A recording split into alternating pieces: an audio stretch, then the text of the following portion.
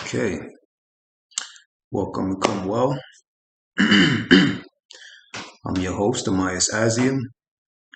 Am I as I am, as you are? Today we're going to touch upon part two of what is this thing that we call g.o.d. Part two.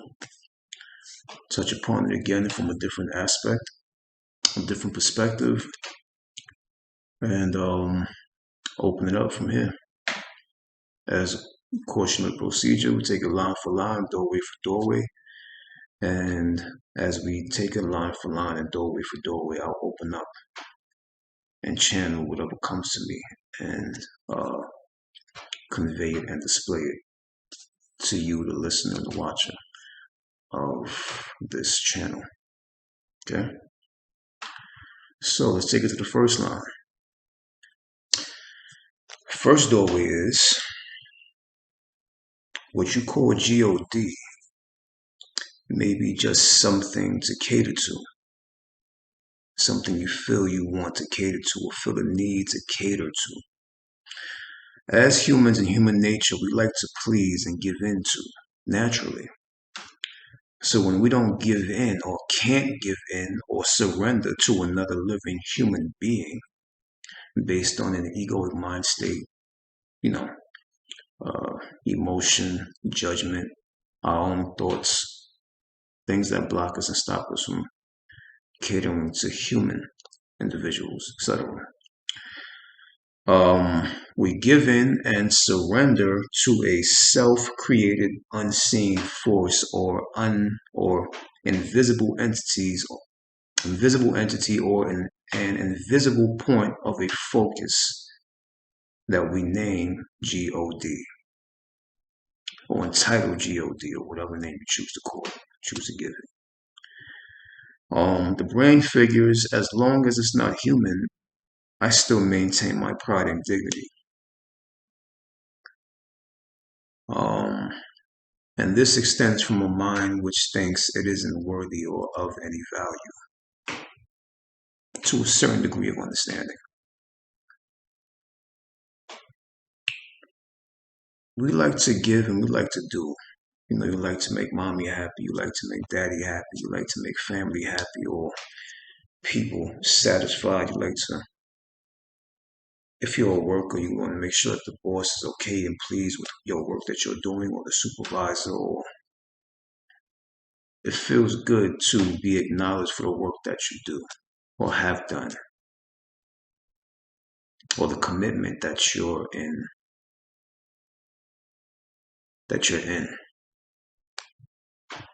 or the commitment that you are. So when all humans fail, we create and cater to something which we create and design within ourselves.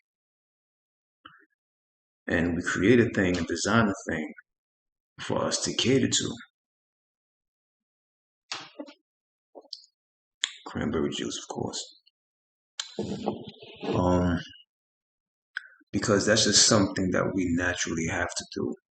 And if we're not going to give it to another human being, then we're going to give it to an unseen force or an invisible force that we created. But the funny thing about what we created behind that is even what we created came from a primordial point of origin within us. So even what we think that we created, it has a relevant point of existence because its very existence is the basis and origin of what we truly are. So when you think that you're creating something, you're actually just pushing it to the forefront from something which wasn't in the forefront but was still there just in case you needed something to worship or cater to or surrender to. In case you felt the need to do that. For whatever reason you think you're doing it, and for whatever reason it's supposed to be done. Okay, so just a certain kind of understanding. The next line is, it is a feeling and knowing of surrenderance. Once again, something to surrender to. It's so strong, its presence is so strong, its unknown presence is so strong, so powerful, that you feel that you know that you have to surrender. You know you have to surrender. You feel like you have to surrender. But what is it that you're surrendering to? Is it this thing we call g.o.d, or is it actually you?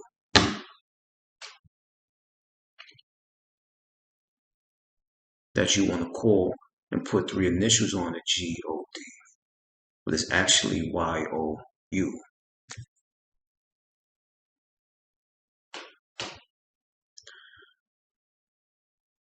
So, and if you feel you have to surrender to it in a human body or a human experience, then that means that your body is looking to be annihilated. Personality, your ego, your brain, everything is looking to be annihilated or dismissed or suspended for the intangible to arrive or appear. And this is what you call a spiritual calling, or your calling,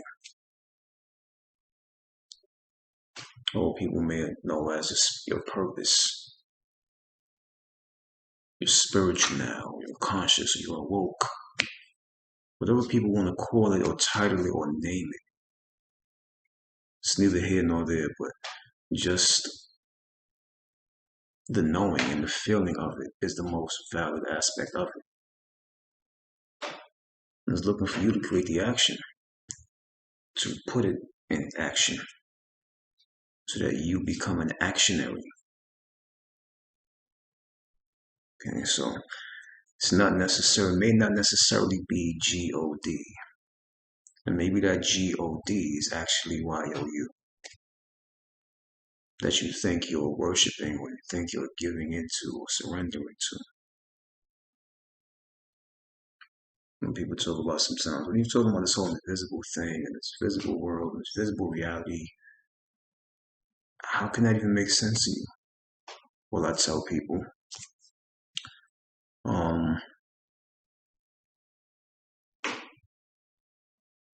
you breathe in oxygen to keep this body present, don't you? And they say, yeah. And I say, well, can you see oxygen? And of course, they say no. And I say, well, isn't that which is unseen keeping something present which can be seen?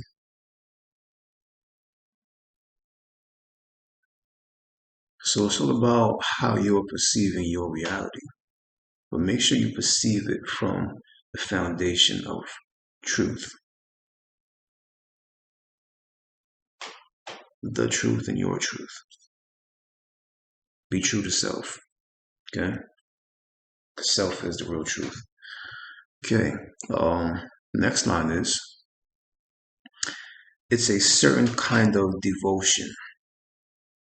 What do you mean by that? Well, we are givers and doers by human nature, naturally. So we create a thing called g.o.d to give and do for us as well.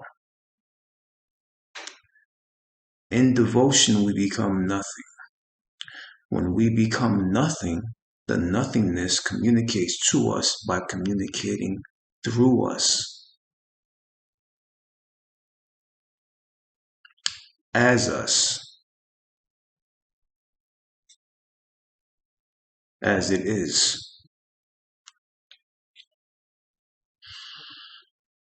Well, it's becoming devoted.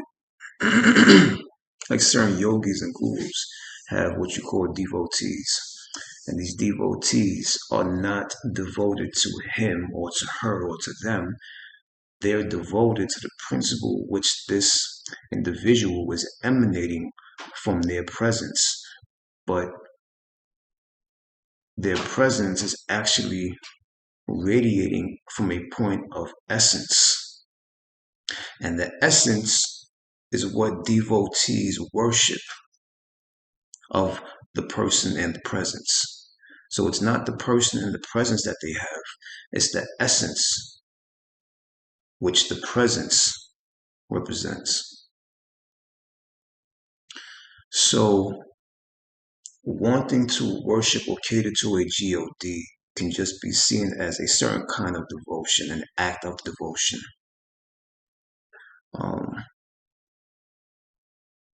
We are givers and doers. And that's what devotion is, giving yourself away, doing whatever the situation calls for, without mind play, without thought play, without judgment, without emotion, or without letting these things or these factors overpower you and your presence. Just letting them be without letting them take over you.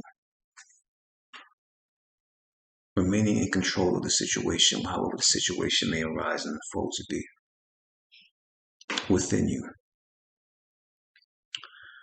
So, and I said, basically in devotion, we become nothing because we're giving ourselves away. We're doing and doing and doing and giving and giving and giving until we become nothing, or until whatever's left is nothing. And that nothing has a way of communicating to you as well, which is why I say nothing. And the nothingness, when you become nothing, the nothingness which is there, which is left, which has always been there, communicates to you, through you, as you. So if it's communicating to you, through you, which means it has to be something which is present, as you, which means the presence that you are is the essence that it is. Because who's hearing it? Who's getting it? Who's receiving it? You.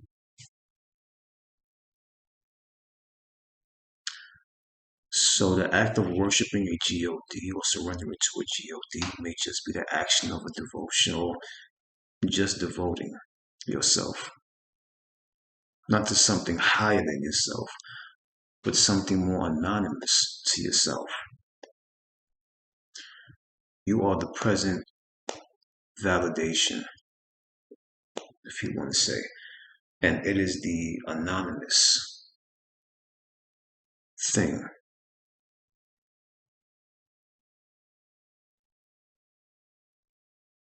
Which is a part of you, which is what you are, in another way of understanding. Okay? So you may be devoted to yourself. Just maybe. Maybe worshiping yourself. Maybe calling upon yourself. It's a possibility. Okay? The next line is worshiping a g.o.d. or catering to a g.o.d. may just be an action, plain and simple action of just give and receive. And give and receive is kind of, it's a natural principle, but it has been made to look ugly in human nature or humanity on the basis of human ignorance and need and greed. So I give you attention, you give me luxury. This is how we treat this thing called g.o.d. that we entitle g.o.d. I give you attention, you give me luxury. I give you life, you give me life. Or sustain my life.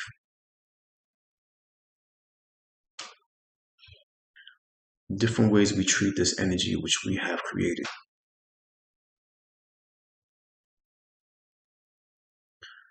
From the privacy of our own mind.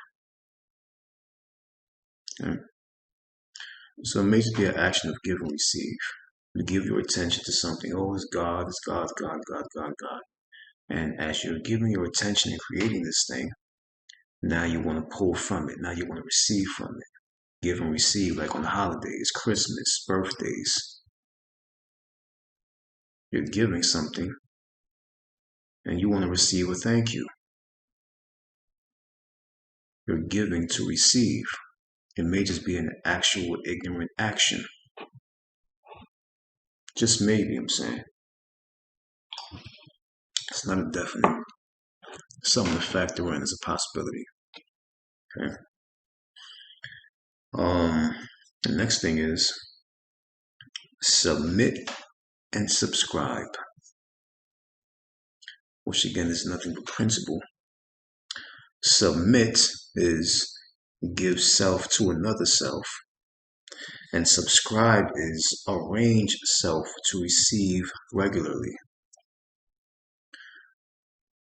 Well, what are you giving into to receive regularly? Or to receive on a regular? Are you sure, are you absolutely positively sure that it's something outside of you, it's something greater than you? Are you sure? And if it is that greater thing also you? Because who's reaping the rewards and benefits from it besides you? One of my quotes is, that which interacts with that is that. How would you be able to interact with it if you wasn't it to begin with?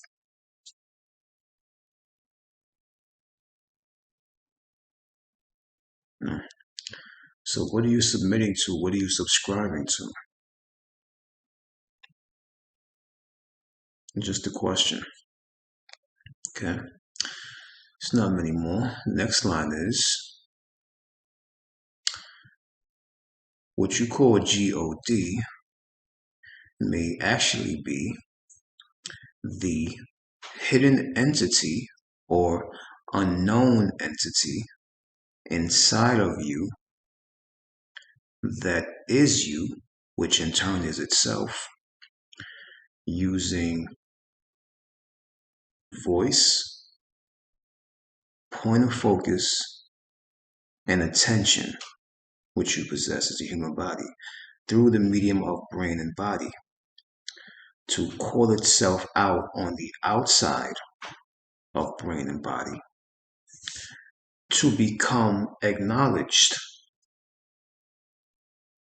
to then evoke and then invoke itself into present being. Why? To activate itself and put itself into a specific kind of use or usage directed from the mind's intent. So it's basically a force which finds its way from behind mind to inside mind, from self-anonymity to self-verification. Notice the words that repeat itself, which is self. So in other words, it's something, it may be something inside of you which you haven't yet tapped into, but then tapped into, and then called it out. A hidden deity, a hidden entity which resides inside you, as itself, which is you. So you may be calling upon something out. And if you're calling something out, that means that it's in. Not in this body, but in your being, in your life force, in your very life force. That goes beyond the boundaries of body. Just possibly, I'm saying, it's a possibility, probably, maybe, something to factor in.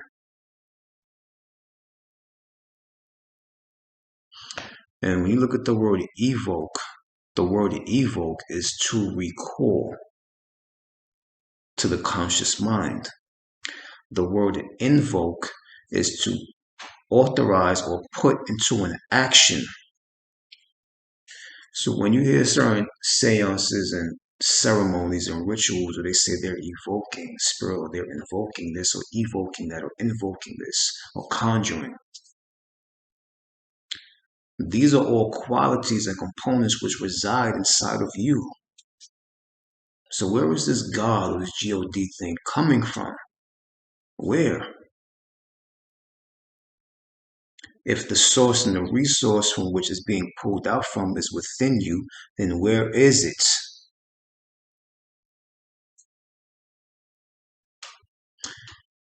And evoking to recall to the conscious mind. Consciousness is also related with the frontal lobe. In biology, when you recall something or trying to remember something, like you say, damn, what's the name of that movie? What's the name of that person again? Where was that store at again? What was the location? You're recalling, this recalling, when it comes to your biology, is a chemical called acetylcholine. You're pulling it from your memory bank. You're pulling it from your mind library, from your existence into the experience to remind that memory which it is. So you're pulling it once again from inside of you. You're pulling this acetylcholine, and now you invoke it. After you evoke it, you invoke it. In you. E just means energy. In means inside, internal. Internal energy. Energy which is internal. And what is energy? You can't destroy or kill energy. It can only be transformed, right? So how do you know that this g.o.d thing is just another example of one transform thing into another transforming? Evoke to invoke. Now, since you called it, you recalled it. Now you're putting that recall and authorizing it to be a certain kind of action for your benefit. So you recall something and then you put that recall into an action. And that's what you call g.o.d. Maybe. Possibly. Okay. So that's why I said, from self-anonymity to self-verification. It's something which is anonymous to you, not anonymous to the I that the you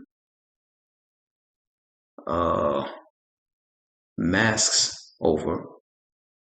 The you is covering the I. But the I already knows it's anonymity. It is.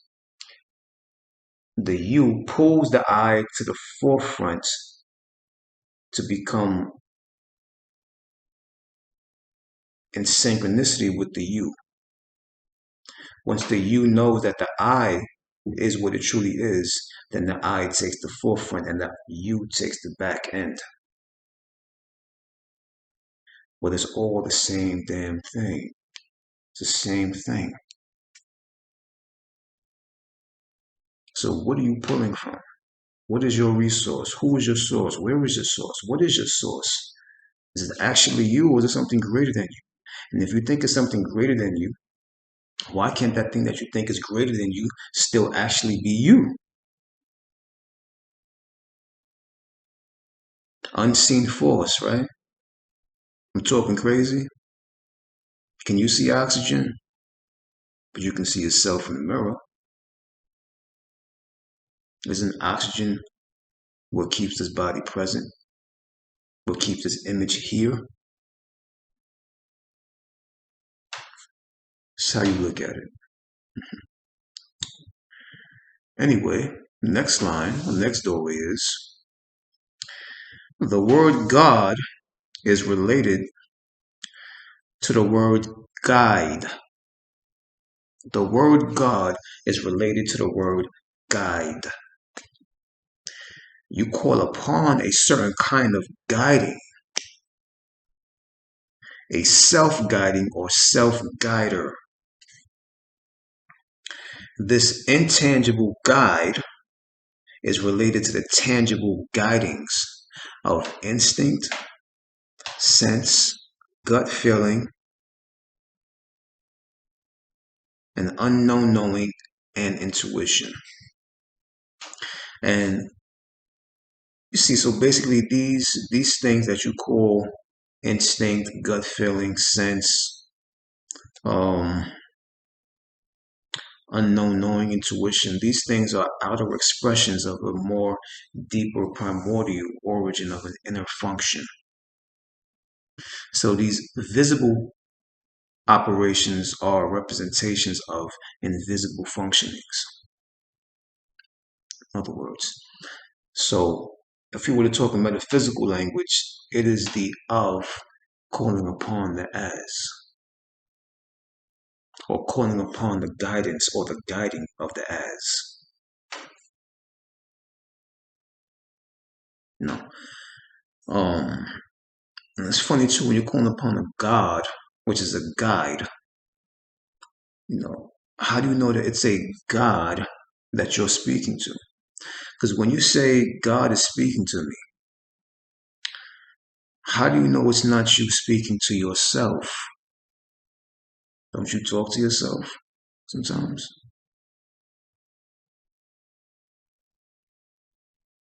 Don't you hear your voice in your head when you're thinking thoughts? Or in your mind? Or in your brain? Don't you hear your voice talking back to you? How do you know it's not your voice talking back to you? How do you know it's not you talking back to you? It's just a question.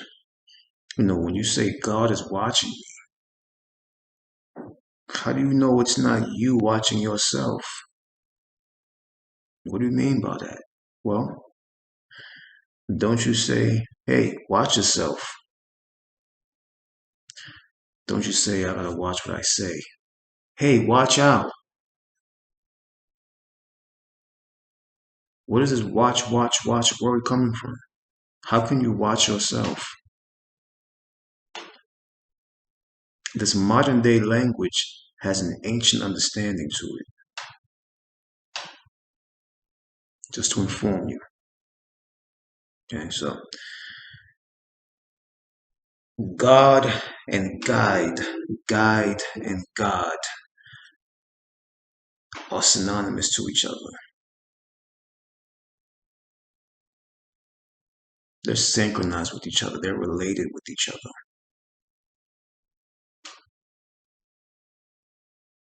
So you're calling upon a God, G.o.d, or you're calling upon a guide, your inner guide, like your instinct. I knew I shouldn't have walked over there. Like your gut feeling. I'm not feeling too good about the situation. Your senses, what they call your spidey sense. I'm not sensing good vibes from this person. Where is all that coming from? But it's a certain kind of guiding, right? It guides you, and as it guides you, it navigates you through certain situations. Is that thing the thing that you're calling upon that you think is God, but it's actually your own divine guide? It's your own inherited guidepost, your guiding, your guidance.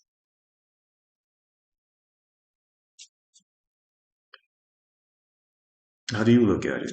How do you perceive that? Okay, there's only two more lines, two more doorways.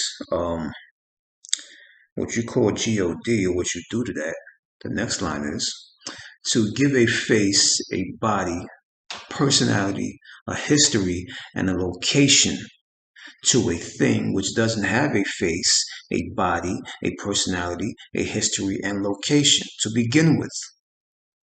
This is what you do. This is what the brain does. This is what the human does. What the physical body and the physical brain does. And you do this, you give a face, body, personality, history, and location to something which doesn't have a face, body, history, personality, and location to it. You do this because the body wants to personalize it and become personal with it. But why does it do that? To support clear communication and clear conversing with it, to find so that it remains inside of an engagement on engaging with it. Because in this physical reality, according to the body and brain, this physical body, it needs to physicalize something. It needs to personalize something in order for it to feel valid of the communication and the conversing that it has with it. So that's why you see, in religion, the J guy, the B guy, the H guy. I'm gonna name these names and religions of people that people worship. The M guy or the God, while they have this face and this body and this personality to them and this history to them and the location where they came from and where they were born and what happened in their life and their lifetime. And this is all metaphysical and subliminal messages and codings that you need to decode.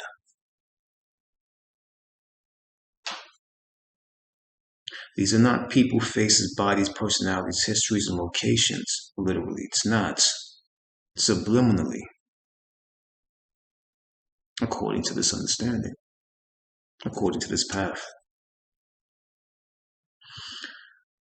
So maybe what you call g.o.d. or God, or what you've created and painted into a face and a nice body or a regular body with clothing, and you give it a personality. He was this way, he was that way, he was, he flipped over the table and he was mighty and strong, and he made the blind see and the crippled walk, and called upon people to come, whatever it may be, however story that you put on it, history that you put on it, or location you gave him or her, or its personality you gave it, the face you made it look like, the body type that you gave it, that you sculpted it as. The reason why you gave a face, body, personality, history, and location to this thing is because it didn't come with a face, body, history, personality, or location. Which is the very fact why you gave it that. Why would you give it that if it came with that? It didn't come with that, so you gave it that. Why? To become personal with it, to personalize with it, for the purpose of you communicating, or the human body or the human brain communicating with something which thinks that it has another human brain and body, so that it validates that the communication is a real thing, or the conversation that you're having with it is a real thing. But it's actually just energy that you are communicating back to itself, which is the I that you truly are, the as that is your primordial point of existence, what you truly are. It's not a character or behavior. Or is it? Guess that's up to you. And the last line and doorway is to call upon. You know what you do, G.o.d., you call upon it. To call upon is to call up on. So when you call upon something, you're calling it up on. So you're calling it up to your crown, what they call your crown chakra, and you're pouring it on the body or the experience of you. So I'm calling upon this God, I'm calling upon that God, I'm calling upon this, I'm calling upon that. My attention is here, my focus is here, my direction, I'm directing it this way, it's over there, it's over here, it's over there. No, you're just calling upon it. You're calling up on it.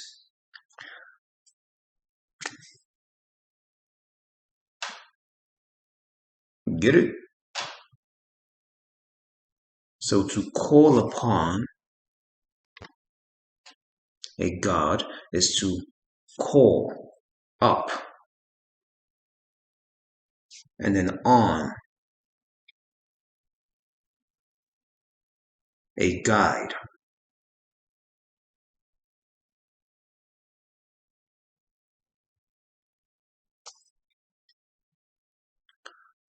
Am I as I am, as you are. See you guys next time. Till then, I keep you in vision. 1, 0.